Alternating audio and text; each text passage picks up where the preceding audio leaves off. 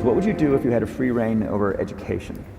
Generally, you want education to be like as close to a video game as possible, like a good video game. Like, you do not need to tell your kid to play video games. They will play video games on autopilot all day. So if you can make it interactive and engaging, then you can make education far more compelling and far easier to do. So you really want to disconnect the whole grade level thing from the subjects. Allow people to progress at the fastest pace that they can or are interested in each subject. It seems like a really obvious thing.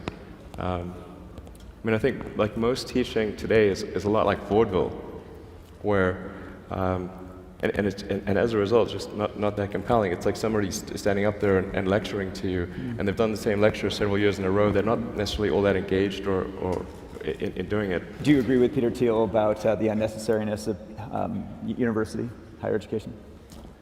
A university education is often unnecessary. That's not to say it's unnecessary for all people, but I think you probably learn about as much, or the vast majority of what you're going to learn there in the first 2 years, and most of it is from your classmates.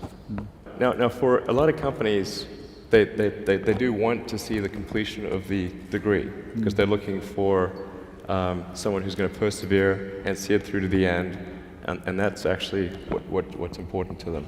So it really depends on what somebody's goal is. If the goal is to start a company, I would say no point in finishing college.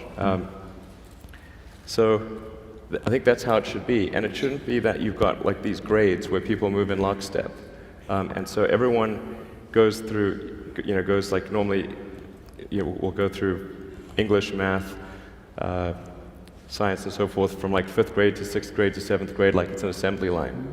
But people are not objects on an assembly line. That's a ridiculous notion.